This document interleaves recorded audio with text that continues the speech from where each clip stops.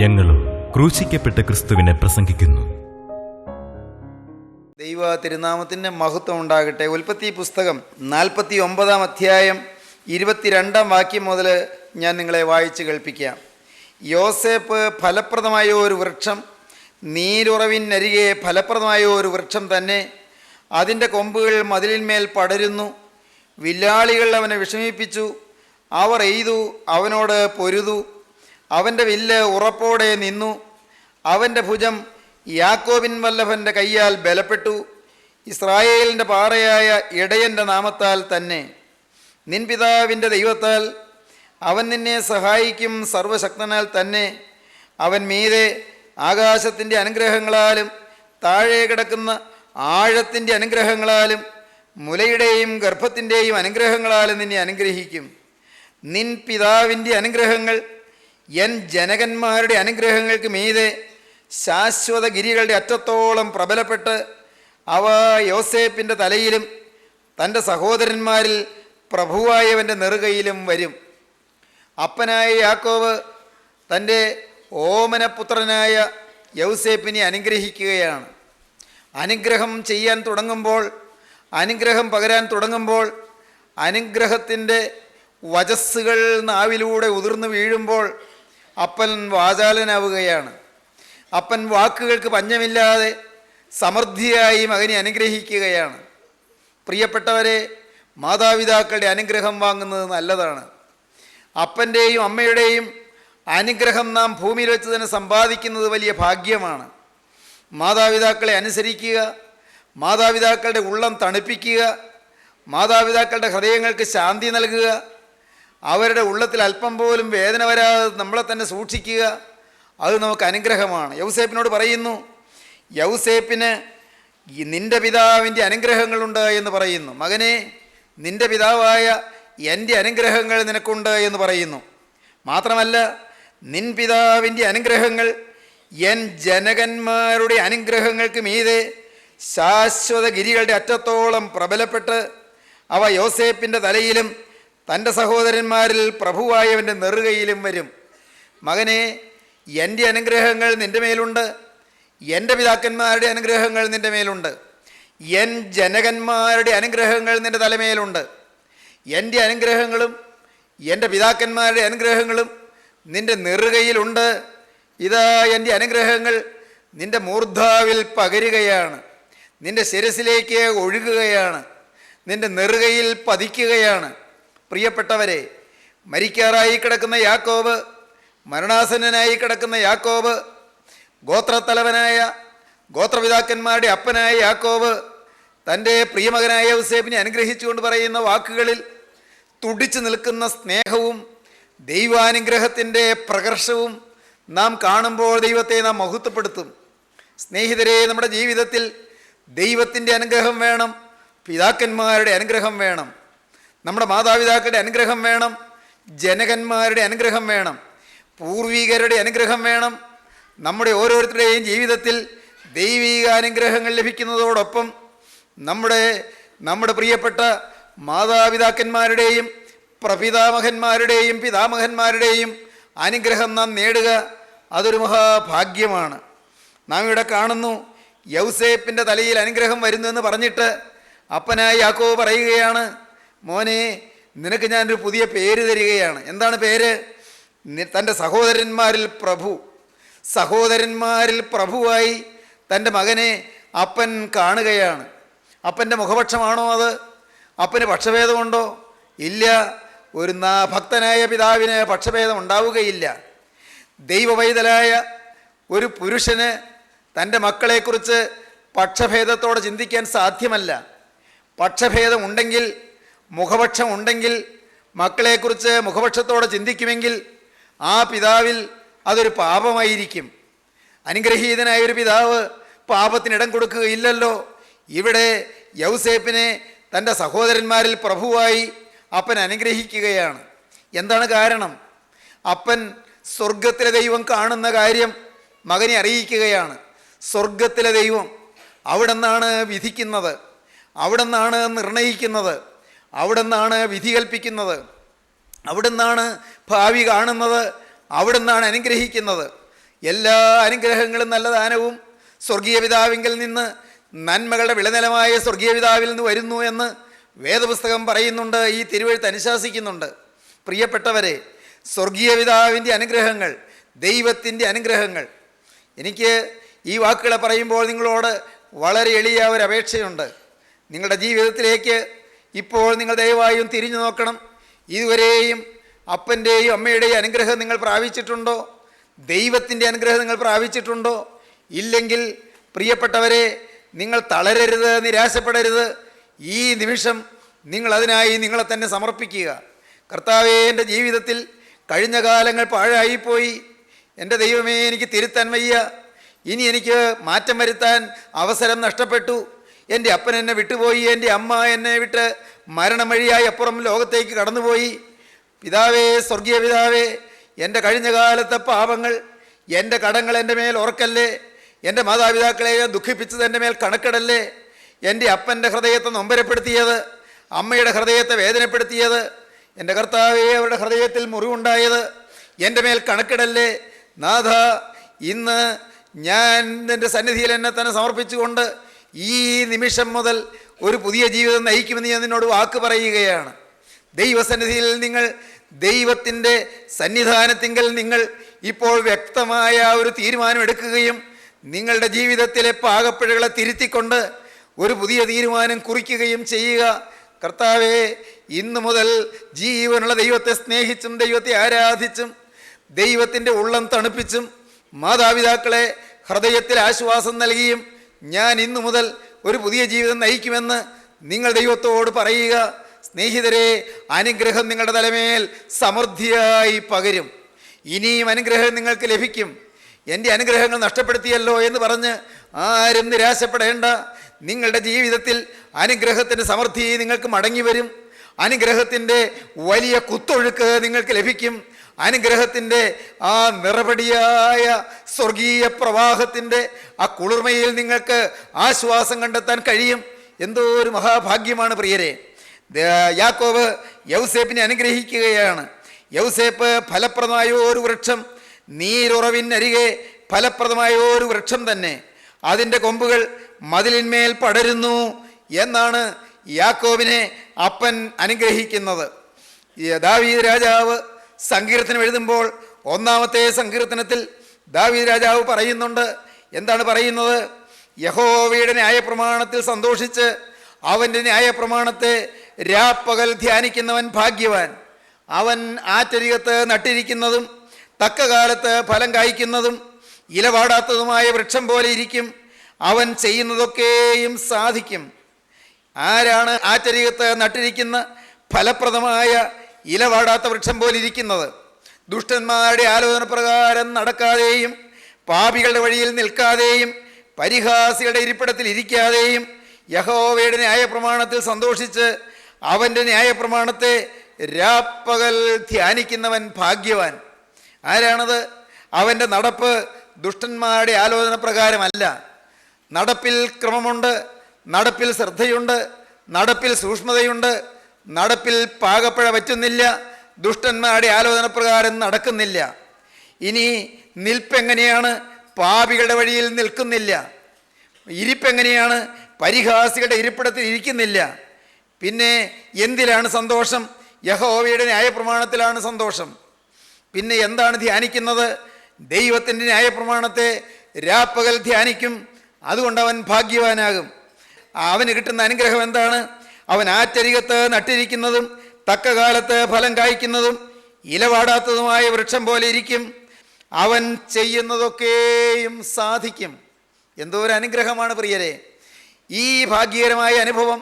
ഇലവാടാത്ത വൃക്ഷം പോലെ ഇരിക്കുന്നത്, ഫലം കായ്ക്കുന്ന നല്ല ഫലവൃക്ഷമായിരിക്കുന്നത്, തക്ക കാലത്ത് ഫലം കായ്ക്കുന്ന വൃക്ഷം പോലെ ഇരിക്കുന്നത്, ആറ്റരികത്ത് നട്ടിരിക്കുന്ന വൃക്ഷം പോലെ ഇരിക്കുന്നത്.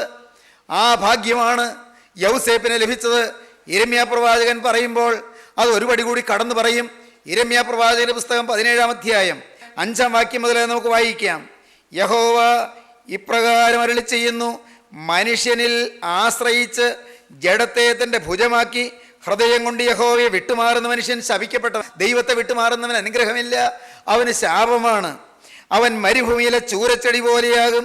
നന്മ വരുമ്പോൾ അതിനെ കാണാതെ മരുഭൂമിയിലെ വരണ്ട പ്രദേശങ്ങളിലും നിവാസികളില്ലാത്ത ഉവർനിലത്തിലും പാർക്കും. 7ഉം 8ഉം വാക്യങ്ങൾ എന്താണ് പറയുന്നത്?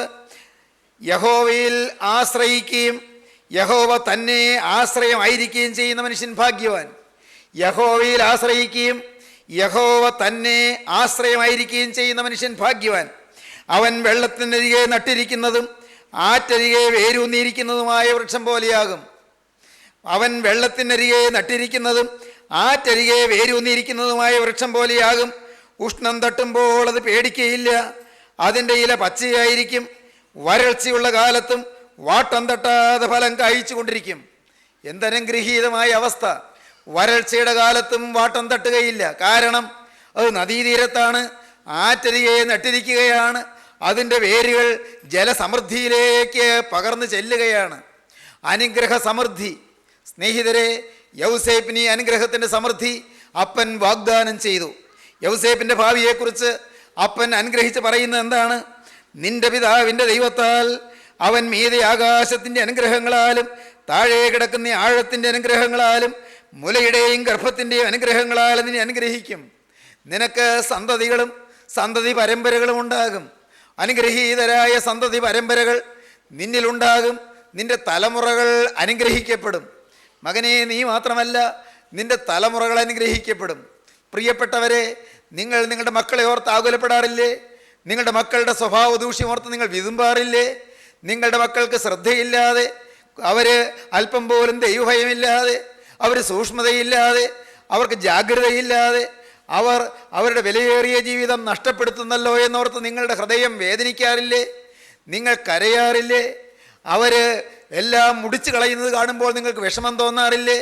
അവർ പഠിക്കാതെ ഉഴപ്പുമ്പോൾ, അവർ ജീവിതം താറുമാറാക്കി കളയുമ്പോൾ, അവർ മദ്യത്തിൻ്റെയും കഞ്ചാവിൻ്റെയും പിന്നാലെ ഓടുമ്പോൾ നിങ്ങളുടെ ഹൃദയം ഏങ്ങലടിക്കാറില്ലേ?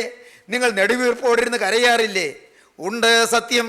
എന്നാൽ പ്രിയപ്പെട്ടവരെ, മക്കൾ അനുഗ്രഹിക്കപ്പെടാൻ എന്തു വേണം? മക്കളുടെ സ്വഭാവം മാറാൻ എന്തു വേണം? മക്കൾക്കൊരു രൂപാന്തരം കിട്ടാൻ എന്തു വേണം? വരുംകാല തലമുറകൾ അനുഗ്രഹിക്കപ്പെടാൻ എന്തു വേണം? അതിനായിട്ട് നീ ചെയ്യേണ്ടത് എന്താണ്? പ്രിയപ്പെട്ടവരെ, നിന്റെ പിതാക്കന്മാരുടെ അനുഗ്രഹം നീ വാങ്ങിക്കൊള്ളുക.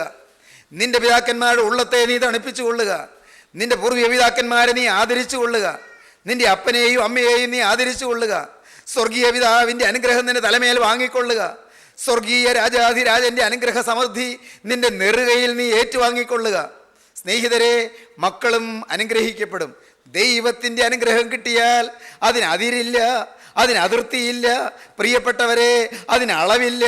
അമർത്തി കുലുക്കി കവി എന്നൊരു നല്ല അളവായി അനുഗ്രഹം സമൃദ്ധിയായി ദൈവം നമുക്ക് തരും. അമർത്തും, പിന്നെ കുലുക്കും, അമർത്തി കുലുക്കി പിന്നെ കവിയുമാറാക്കും. പ്രിയപ്പെട്ടവരെ, ദൈവത്തിൻ്റെ വലിയ നാമം മഹത്വപ്പെടട്ടെ. ദൈവത്തിന് സ്തോത്രം. ഞാൻ ഓർക്കുന്നുണ്ട് രസകരമായൊരു കാര്യം ഞാൻ കണ്ടു നിന്നിട്ടുണ്ട്. പണ്ട് പാടത്തു നിന്ന് നെല്ല് കൊയ്ത് കൊണ്ടുവരുമ്പോൾ നെല്ല് മെതിച്ച് അമ്മ നെല്ല് കൊയ്ത് കൊണ്ടുവരുന്നവർക്ക് അതിൻ്റെ പതമ്പ് കൊടുക്കും. അത് പതമ്പെന്നാണ് പറയും. പദം കൊടുക്കുക അല്ലെങ്കിൽ പതമ്പ് കൊടുക്കുമെന്ന് പറയും. ഈ നാട്ടിലെ ഭാഷ പതമ്പ് കൊടുക്കുക എന്നാണ്. അന്ന് അത് അളക്കുമ്പോൾ ഈ തൂണിയിലാണ് അളക്കുന്നത്. പ്രിയപ്പെട്ടവരെ, ഈ തൂണിയിൽ അളക്കുമ്പോൾ അത് നല്ലപോലെ അങ്ങ് അമർത്തും. എന്നിട്ട് നല്ലപോലെ ഒന്ന് കുലുക്കും, ഒന്ന് പിടിച്ച് കുലുക്കും വീണ്ടും കൊള്ളാനായിട്ട്. എന്നിട്ട് അത് കവിഞ്ഞ് 4 ഭാഗത്തേക്കും ചുറ്റും ഇങ്ങനെ ഒഴുകിപ്പോകുമാറാക്കിയിട്ടാണ് അവർക്ക് അളന്നു കൊടുക്കുന്നത്. ദൈവത്തിൻ്റെ വലിയ നാമം മഹത്വപ്പെടട്ടെ. ഭൂമിയിലെ മനുഷ്യൻ, ഈ ഭൂമിയിലെ സാധുവായൊരു സ്ത്രീ, ഈ ഭൂമിയിലെ സാധുവായൊരു മനുഷ്യൻ വേലക്കാർക്ക് അമർത്തി കുലുക്കി കവിയുന്നത് ഒരു നല്ല അളവായി കൊടുക്കുമ്പോൾ, പ്രിയപ്പെട്ടവരെ, അത് വേറൊരു വലിയ കാര്യത്തിലേക്ക് വിരൽ ചൂണ്ടുന്നതായി ഞാൻ അനുഭവിച്ചു. എന്താണെന്നോ, അമർത്തി കുലുക്കി കവി എന്നോ ഒരു നല്ല അളവായി സ്വർഗത്തിലെ ദൈവം എനിക്ക് അനുഗ്രഹങ്ങൾ തന്നു. ദൈവത്തിന് സ്തോത്രം. സ്വർഗത്തിലെ ദൈവം എനിക്ക് മാതാപിതാക്കളിൽ നിന്ന് വന്നതായ ആ അനുഗ്രഹം എൻ്റെ മേൽ ദൈവം പകർന്നു തന്നു. ഞാൻ നിങ്ങളോട് പറയട്ടെ, നിങ്ങൾ അനുഗ്രഹ സമൃദ്ധിയുള്ളവരാകുവീൻ. യൗസേപ്പിന് അനുഗ്രഹം സമൃദ്ധമായി ലഭിച്ചു. യൗസേപ്പിന് അപ്പൻ്റെ അനുഗ്രഹം ലഭിച്ചു, സ്വർഗീയ പിതാവിൻ്റെ അനുഗ്രഹം ലഭിച്ചു, പിതാക്കന്മാരുടെ ജനകന്മാരുടെ അനുഗ്രഹം ലഭിച്ചു, അബ്രഹാമിൻ്റെ അനുഗ്രഹം, അബ്രഹാമിൻ്റെ മകനായ ഇസ്ഹാക്കിൻ്റെ അനുഗ്രഹം പോരാ, ഇസ്ഹാക്കിൻ്റെ മകനായ യാക്കോബിൻ്റെ അനുഗ്രഹം, ഇതെല്ലാം യൗസേപ്പിന് ലഭിച്ചു. ആവർത്തന പുസ്തകത്തിലേക്ക് വരുമ്പോൾ ഈ യൗസേപ്പിൻ്റെ പിൽക്കാല ഗോത്രത്തെ മോശ 430 വർഷത്തിന് ശേഷം അനുഗ്രഹിക്കുന്നത് നമുക്ക് കാണാം.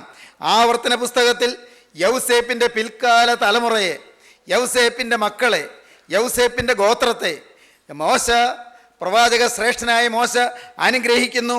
33-ാം അധ്യായം 13-ാം വാക്യം, ആവർത്തനം 33-13 മുതൽ യോസേപ്പിനെ കുറിച്ച് അവൻ പറഞ്ഞത്, മോശ പറഞ്ഞത്, യോസേപ്പിനെ കുറിച്ച് അവൻ പറഞ്ഞത്, ആകാശത്തിലെ വിശിഷ്ട വസ്തുവായ മഞ്ഞുകൊണ്ടും താഴെ കിടക്കുന്ന അഗാധ ജലം കൊണ്ടും സൂര്യനാൽ ഉളവാകുന്ന വിശേഷ ഫലം കൊണ്ടും പ്രതിമാസിക ചന്ദ്രനാൽ ഉളവാകും വിശിഷ്ട ഫലം കൊണ്ടും പുരാതന പർവ്വതങ്ങളുടെ ശ്രേഷ്ഠ സാധനങ്ങൾ കൊണ്ടും ശാശ്വത ശൈലങ്ങളുടെ വിശിഷ്ട വസ്തുക്കൾ കൊണ്ടും ഭൂമിയിലെ വിശേഷ വസ്തുക്കളും സമൃദ്ധിയും കൊണ്ടും അവൻ്റെ ദേശം യഹോവയാൽ അനുഗ്രഹിക്കപ്പെടുമാറാകട്ടെ.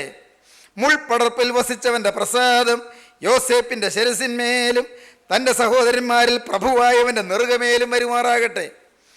അവൻ്റെ കടിഞ്ഞൂൽ കൂറ്റൻ, അവൻ്റെ പ്രതാപം, അവൻ്റെ കൊമ്പുകൾ കാട്ടുപോത്തിൻ്റെ കൊമ്പുകൾ, അവയാൽ അവൻ സകല ജാതികളെയും ഭൂസീമാവാസികളെയും വെട്ടി ഓടിക്കും. ദൈവത്തിൻ്റെ വലിയ നാമം മഹത്വപ്പെട്ടു. എന്തെന്ത് വാഗ്ദാനങ്ങൾ! ദൈവപുരുഷനായ ദീർഘദർശിമാരി തലവനായ മോശയിൽ കൂടി ലഭിക്കുന്ന അനുഗ്രഹങ്ങൾ, ദൈവമക്കളുടെ അനുഗ്രഹങ്ങൾ. ഞാൻ നിങ്ങളോട് അതും ചേർത്ത് പറയാം. ദൈവമക്കളുടെ അനുഗ്രഹവും നാം വാങ്ങണം. ദൈവമക്കളുടെ ഉള്ളത്തെയും തണുപ്പിക്കണം. ദൈവത്തിൻ്റെ ഉള്ളത്തെ തണുപ്പിക്കണം. ദൈവമക്കളുടെ ഉള്ളത്തെയും തണുപ്പിക്കണം. മോശയുടെ ഉള്ളം തണുത്തു. യൗസേപ്പിനെയും യൗസേപ്പിൻ്റെ സന്തതി പരമ്പരകളെയും നോക്കി പ്രവാചക ശ്രേഷ്ഠനായ മോശയുടെയും ഉള്ളം തണുത്തു. മോശയുടെയും ഹൃദയം ആശ്വസിച്ചു. മോശ യൗസേപ്പിനെ കുറിച്ച്, യൗസേപ്പിൻ്റെ ഗോത്രത്തെക്കുറിച്ച് അനുഗ്രഹത്തിൻ്റെ സമൃദ്ധി പകർന്നുകൊണ്ട് പറയുന്നത്, അപ്പനായി യാക്കോബ് പണ്ട് വർഷങ്ങൾക്ക് മുമ്പ് 430 വർഷം മുൻപ് യൗസേപ്പിനോട് പറഞ്ഞ അതേ വാക്ക് എന്താണ്? തൻ്റെ സഹോദരന്മാരിൽ പ്രഭുവായവൻ്റെ നെറുകമേലും വരുമാറാകട്ടെ, മുൾപടർപ്പിൽ വസിച്ചവൻ്റെ പ്രസാദം. മോശയ്ക്ക് അത് നല്ല പരിചയമാണ്, മോശയ്ക്ക് അത് നല്ല ഓർമ്മയാണ്. 80 വർഷം മുൻപ് മോശ ജീവനുള്ള ദൈവത്തിൻ്റെ വചനം കേട്ട് മിസ്രയീം കൊട്ടാരം വിട്ടിറങ്ങി. ഇത് പറയുമ്പോൾ മോശയ്ക്ക് 120 വയസ്സാണ്. 80 വർഷം മുൻപ് 40ാമത്തെ വയസ്സിൽ മോശ മിസ്രൈമിലെ ഫറോ രാജാവിൻ്റെ കൊട്ടാരം വിട്ടിറങ്ങി. 40 വർഷം കൊട്ടാരത്തിൽ രാജകുമാരനെ പോലെ വളർന്നു. എന്നാൽ ദൈവത്തിൻ്റെ അരുളപ്പാട് ലഭിച്ചപ്പോൾ തൻ്റെ സഹോദരന്മാരെ ചെന്ന് കാണണമെന്ന് മനസ്സിൽ തോന്നി. മിസ്രൈമിലെ നിക്ഷേപങ്ങളെക്കാൾ ക്രിസ്തുവിനെ നിന്ന വലിയ ധനമെന്നെണ്ണി ക്രിസ്തുവിന് നിന്ന വഹിച്ചുകൊണ്ട് മോശ കൊട്ടാര കെട്ടുകളും അന്തപ്പുരങ്ങളും അരമനകളും വിട്ട് അങ്ങ് പാവപ്പെട്ട അടിമവേല ചെയ്ത് വലയുന്ന ഇസ്രായേൽ ജനത്തിൻ്റെ മധ്യത്തിലേക്ക് ഇറങ്ങിച്ചെന്നു. അത് കഴിഞ്ഞു. പിന്നെയും വർഷങ്ങൾ മുന്നോട്ട് പോയി. 40 വർഷം പിന്നെയും പിന്നിട്ടു. വയസ്സ് 80ാമത്തെ വയസ്സിൽ അമ്മായപ്പനായ യിത്രോവിൻ്റെ ആടുകളെ മേയിച്ചുകൊണ്ട് സീനായി മലയുടെ ചെരുവിലെ മുൾപടർപ്പുകളുടെ ഇടയിലൂടെ നടക്കുമ്പോൾ, മുൾച്ചെടികളുടെ ഇടയിലൂടെ നടക്കുമ്പോൾ, മുൾച്ചെടികളുടെ ഇലകൾ ഈ ആടുകൾ തിന്നുകയും അതിൻ്റെ കൊമ്പുകൾ ചാച്ചെടുത്ത് ഇലകൾ മാത്രം, തളിരകൾ മാത്രം തിന്നുകയും ഇടയ്ക്ക് പുല്ല് മേഞ്ഞുകൊണ്ട് ഈ ആടുകൾ നടക്കുകയും ചെയ്യുമ്പോൾ മോശ ഒരു കാഴ്ച കണ്ടു. ഒരു മുൾപടർപ്പിൽ തീ കത്തിക്കൊണ്ടിരിക്കുന്നു. എങ്ങനെയാണ് തീ കത്തുന്നത്? തീ കത്തുന്നുണ്ടെങ്കിലും മുൾപടർപ്പിന് കേടില്ല, ആ മുൾച്ചെടിക്ക് കേടുവരുന്നില്ല, അത് കത്താതെ നിൽക്കുന്നു. പക്ഷേ തീ കത്തുന്നു. ഇതെന്തൊരു കാഴ്ച! തീ കത്തുന്നുണ്ട്, പക്ഷെ അതിന് കേടുവരുന്നില്ല. പ്രിയപ്പെട്ടവരെ, സ്വർഗത്തിലെ തീ കത്തിയാൽ അങ്ങനെയാണ്. ഈ ആളത്വത്തിൽ സ്വർഗത്തിൻ്റെ അഗ്നി ഇറങ്ങിയാൽ അങ്ങനെയാണ്. കേടുവരികയല്ല, ഐശ്വര്യം വളരുകയാണ്. ദൈവജനമേ, നിങ്ങൾ ഓരോരുത്തരും ആഗ്രഹിക്കുവീൻ സ്വർഗത്തിൻ്റെ തീ നിങ്ങളുടെ ഹൃദയത്തിൽ കത്തുവാൻ. ജീവനുള്ള പരിശുദ്ധ റൂഹായുടെ തീയ്, ജീവനുള്ള പരിശുദ്ധാത്മാവിൻ്റെ തീയ് നിങ്ങളുടെ ഹൃദയത്തിൽ കത്തിയാളുവാൻ നിങ്ങൾ കൊതിപൂണ്ട് പ്രാർത്ഥിപ്പീൻ. കർത്താവേ, നിന്റെ സ്വർഗീയ അഗ്നി എന്നിൽ കത്തുമ്പോൾ, എൻ്റെ സിരകളിൽ കത്തുമ്പോൾ സിരകൾക്ക് കേടുവരികയല്ല, സിരകൾക്ക് വിശുദ്ധി വരികയാണ് ചെയ്യുന്നത്. സിരകളിലൂടെ ഒഴുകിക്കൊണ്ടിരിക്കുന്ന രക്തം പരിശുദ്ധമായി തീരുകയാണ് ചെയ്യുന്നത്. കർത്താവേ, ഗോകുൽത്തായിൽ ചിന്തിയ പുണ്യാഹ രക്തം, നാഥ, നിന്റെ ചങ്ക് തുറന്നൊഴുകിയ ആ ജീവന്റെ രക്തം എൻ്റെ സിരകളിലൂടെ ഒഴുകി എന്നെ വിശുദ്ധീകരിക്കണമേ. എൻ്റെ ഹൃദയത്തെ മാറ്റണമേ, എൻ്റെ സ്വഭാവത്തെ മാറ്റണമേ, എൻ്റെ ക്രോധാവേശത്തെ മാറ്റണമേ, എൻ്റെ കോപത്തെ മാറ്റണമേ. എൻ്റെ ഹൃദയത്തിൽ നിന്റെ സ്നേഹം പകരണമേ, സ്നേഹത്തിൻ്റെ അഗ്നി എന്നിൽ കത്തണമേ. പ്രിയപ്പെട്ടവരെ, പരിശുദ്ധാത്മാവിൻ്റെ അഗ്നി സ്നേഹത്തിൻ്റെ അഗ്നിയാണ്.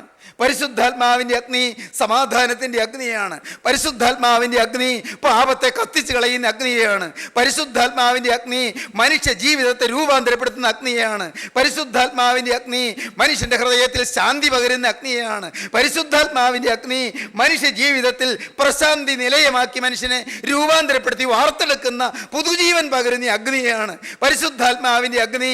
പ്രിയപ്പെട്ടവരെ, നമുക്ക് പുതിയ പ്രത്യാശ തരുന്ന അഗ്നിയാണ്, പുതിയ സ്നേഹം തരുന്ന അഗ്നിയാണ്, പുതിയ പ്രതീക്ഷ തരുന്ന അഗ്നിയാണ്, പുതിയ സന്തോഷം പകരുന്ന അഗ്നിയാണ്. പരിശുദ്ധാത്മാവിൻ്റെ അഗ്നി നമ്മുടെ ഓരോരുത്തരുടെയും ജീവിതത്തിൽ തലമുറകളിലേക്ക് കത്തിപ്പടരുന്ന അനുഗ്രഹത്തിൻ്റെ വിലപ്പെട്ട അഗ്നിയാണ്. ഈ സമയം നിങ്ങൾ ഓരോരുത്തരും ഓർക്കുവീൻ, കർത്താവേ, ഈ അഗ്നി എൻ്റെ മേലൊന്ന് പകരണമേ. മോശ കണ്ട മുൾപടർപ്പിൽ പ്രത്യക്ഷനായ ആ സ്വർഗീയ അഗ്നി ഇന്ന് എൻ്റെ മേലൊന്ന് പകരണമേ. എന്നെ ഞാനല്ലാതാക്കി ഒന്ന് മാറ്റണമേ, എൻ്റെ സ്വഭാവം മാറ്റണമേ. നാഥാ, ഈ അഗ്നി ഇറങ്ങുമ്പോൾ എൻ്റെ പാപം മാത്രമല്ല, എൻ്റെ രോഗവും കത്തിച്ച് കളയണമേ, എൻ്റെ ബലഹീനതകൾ കത്തിച്ച് കളയണമേ, എൻ്റെ ഭൂതാവേശങ്ങൾ കത്തിച്ച് കളയണമേ, എൻ്റെ കലിയും കോപവും ക്രോധവും എൻ്റെ കൊള്ളരുതാത്ത സ്വഭാവങ്ങളും കത്തിച്ച് കളയണമേ, എൻ്റെ വാശിയും പിണക്കവും വൈരാഗ്യവും കത്തിച്ച് കളയണമേ. നാഥാ, ഈ അഗ്നി എൻ്റെ മേൽ ഇറങ്ങി എൻ്റെ സ്വഭാവം മാറ്റി എന്നെ ക്രിസ്തുവിൻ്റെ സ്വഭാവമുള്ളവനാക്കി മാറ്റണമേ, ക്രിസ്തുവിൻ്റെ ഛായയുള്ളവനാക്കി മാറ്റണമേ, ക്രിസ്തുവിൻ്റെ മനസ്സുള്ളവനാക്കി മാറ്റണമേ. ദൈവമക്കളെ, നിങ്ങൾ പ്രാർത്ഥിപ്പീൻ. ഇപ്പോൾ അപ്പോൾ മോശ പറയുകയാണ്, മുൾപടർപ്പിൽ വസിച്ചവന്റെ പ്രസാദം യോസേപ്പിന്റെ ശിരസിന്മേലും തൻ്റെ സഹോദരന്മാരിൽ പ്രഭുവായവന്റെ നെറുകമേലും വരുമാറാകട്ടെ.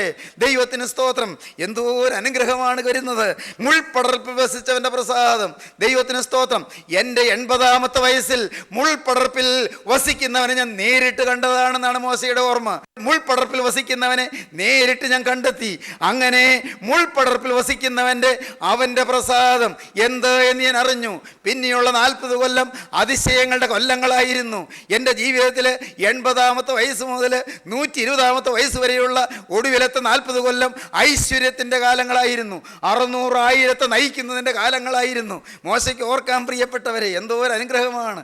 6 ലക്ഷം പേരെ നയിച്ചുകൊണ്ട് മിസ്രയീമിൽ നിന്ന് അവരെ പുറപ്പെടുവിച്ച് ചെങ്കടൽ കടത്തി സീനായി മരുഭൂമിയിലൂടെ നടത്തി അങ്ങ് കാദേശ് ബർന്നേവരെയും കൊണ്ടുവന്ന് കനാൻ നാട് നോക്കിക്കാണുന്ന, കനാൻ നാട് ഇക്കരെ നിന്നുകൊണ്ട് അക്കരെ കാണുന്ന സ്വർഗീയ വിഷന്റെ, സ്വർഗീയ ദർശനത്തിൻ്റെ അത്ഭുതകരമായ അതിശയകരമായ അനുഭൂതിയാണ് ഈ അഗ്നി എനിക്ക് പ്രദാനം ചെയ്തത്. പ്രിയപ്പെട്ടവരെ, മോശയ്ക്ക് ഓർമ്മയുണ്ട്. മോശ ഇത് കാണുകയാണ്. കാദേശ് ബർന്നേയിൽ ആ നെബോ പർവ്വതത്തിൻ്റെ മുകളിൽ പിസ്ഗായുടെ ചെരിവിൽ ദൈവപുരുഷനായ മോശ നിന്നുകൊണ്ട് മോശ അനുഗ്രഹം പകരുകയാണ് യൗസേപ്പിന്റെ തലമേൽ, യൗസേപ്പിന്റെ നെറുകമേൽ. ആരുടെ അനുഗ്രഹം? മോശയുടെ അനുഗ്രഹം മാത്രമല്ല, സ്വർഗീയനാഥന്റെ അനുഗ്രഹം. ദൈവമക്കളെ, നിങ്ങൾ ഓരോരുത്തരും അനുഗ്രഹിക്കുന്നവരാകുവീൻ. നിങ്ങൾ ഓരോരുത്തരും നിങ്ങളുടെ മക്കളെ അനുഗ്രഹിക്കുന്നവരാകുവീൻ, നിങ്ങളുടെ ഭാര്യയെ അനുഗ്രഹിക്കുന്നവരാകുവീൻ, ഭർത്താവിനെ അനുഗ്രഹിക്കുന്നവരാകുവീൻ, മാതാപിതാക്കളെ ആശ്വസിപ്പിക്കുന്നവരാകുവീൻ, വരുന്ന തലമുറയെ അനുഗ്രഹിക്കുന്നവരാകുവീൻ. പ്രിയപ്പെട്ടവരെ, നിങ്ങൾ ഇന്ന് ശാപവാക്കുകൾ വരല്ലേ, ശാപം നിങ്ങൾ ഇന്ന് പുറപ്പെടല്ലേ, നിങ്ങൾ പ്രാഗല്ലേ, നിങ്ങൾ ശപിക്കല്ലേ. അനേകർ ഈ വാക്കുകളെ കേൾക്കുമ്പോൾ തിരിഞ്ഞു നോക്കിയാൽ കാണാം, എന്നെ തന്നെ ഞാൻ ശപിച്ചതാണ് കർത്താവേ, ഞാൻ മരിച്ചാൽ മതിയെന്ന് ഞാൻ ഓർത്തതാണ്, ഞാൻ എന്തിനും ജനിച്ചു, ഞാൻ എന്തിനും ജീവിച്ചു എന്ന് ഓർത്തതാണ്. മാപ്പ് തരണമേ, ഞാനിതാ എന്നെ തന്നെ നിനക്ക് തരുന്നു, എന്നെ തന്നെ നിന്റെ സന്നിധിയിലേക്ക് ഏൽപ്പിക്കുന്നു. എനിക്ക് അനുഗ്രഹം വേണം എൻ്റെ കർത്താവേ. എൻ്റെ ശാപത്തിൻ്റെ കാലങ്ങൾ ഇതാ തീരുന്നു. ഇതാ ഞാൻ പുതിയ ജീവിതം തുടങ്ങുന്നു. ഞാൻ എന്നെ തന്നെ നിന്റെ കരങ്ങളിലേക്ക് തരുന്നു. ഒരു പുതിയ ജീവിതം നാഥാ, ക്രൂസിൽ നീ കാണിച്ച മാതൃക പ്രകാരമുള്ള സ്നേഹത്തിൻ്റെ ഒരു പുതുജീവിതം ഇവിടെ ഞാനിതാ ആരംഭം കുറിക്കുന്നു. ഒരു പുതിയ മനുഷ്യനായി ഞാനിതാ ജീവിക്കുന്നു. ദൈവത്തോട് വാക്ക് പറയുവീൻ, ദൈവകരങ്ങളിലേക്ക് ഏൽപ്പിക്കുവീൻ, തിരുരക്തത്തിൻ്റെ ശക്തി അനുഭവിക്കുവീൻ. സ്വർഗീയ അഗ്നിയുടെ പ്രഭാവലയത്തിൻ്റെ തേജസ്സിൽ നിങ്ങൾ ആമോദം കൊണ്ട് ആർപ്പിടുവീൻ. സന്തോഷിപ്പീൻ ദൈവജനമേ, ആനന്ദിപ്പീൻ, ദൈവത്തെ സ്തോത്രം ചെയ്യുവീൻ. സ്തുതിയുടെയും ഘോഷത്തിൻ്റെയും ശബ്ദം നീതിമാന്മാരുടെ കൂടാരങ്ങളിലുണ്ട്. നീതിമാന്മാരുടെ കൂടാരങ്ങളിൽ മഹത്വത്തിൻ്റെയും രക്ഷയുടെയും ശബ്ദമെന്ന് ദാവീദ് മുഖാന്തരം പരിശുദ്ധ റൂഹ പാടി. പ്രിയപ്പെട്ടവരെ, ദാവീദ് മുഖാന്തരം അന്ന് പരിശുദ്ധ റൂഹ പാടിയ സ്തുതിയുടെ ആർപ്പിൻ ഘോഷം നിങ്ങളുടെ ഹൃദയത്തിൽ നിറയട്ടെ. നമുക്ക് പ്രാർത്ഥിക്കാം. സ്നേഹം നിറഞ്ഞ പിതാവേ, ഈ അനുഗ്രഹീത നിമിഷങ്ങൾക്കായി സ്തോത്രം. സ്വർഗീയ പിതാവേ, എല്ലാവരെയും അനുഗ്രഹിക്കണമേ. കർത്താവേ, എല്ലാവരുടെയും ഹൃദയത്തിൽ നിന്ന് ശാപവും ദോഷവും മാറ്റിക്കളയണമേ. സ്വർഗീയ അഗ്നി ഓരോരുത്തരുടെ തലമേലും ഇറങ്ങണമേ. സ്വർഗീയ കൃപകളും അനുഗ്രഹങ്ങളും വരപ്രസാദങ്ങളും ഓരോരുത്തരെയും നിറകമേൽ വന്ന് പതിയണമേ. യേശുവേ, കുരിശിൽ നീ തന്ന നിത്യജീവന്റെ അനുഗ്രഹത്താൽ എല്ലാവരെയും വാഴ്ത്തണമേ. അവിടുത്തെ 2ാമത്തെ വരവിന് വേണ്ടി ഒരുക്കണമേ. ഭാരത്തോടിരിക്കുന്നവരെ ആശ്വസിപ്പിക്കണമേ. രോഗികളെ താങ്ങണമേ. ദുഃഖത്തിലിരിക്കുന്നവർക്ക് സമാധാനം കൊടുക്കണമേ. കടബാധ്യതയിൽ വലയുന്നവരെ എൻ്റെ കരുണയുള്ള കർത്താവ് ഒന്ന് സന്ദർശിച്ച് അത്ഭുതകരമായ പരിഹാരം നൽകണമേ. എല്ലാവരെയും അനുഗ്രഹിച്ച് കുടുംബശാന്തിയും ഹൃദയശാന്തിയും നൽകണമേ. തിരുനാമം മഹത്വപ്പെടുത്തണമേ. യേശുക്രിസ്തുവിൻ്റെ സ്നേഹം നിറഞ്ഞ നാമത്തിൽ തന്നെ. ആമീൻ. ഹല്ലേലൂയ.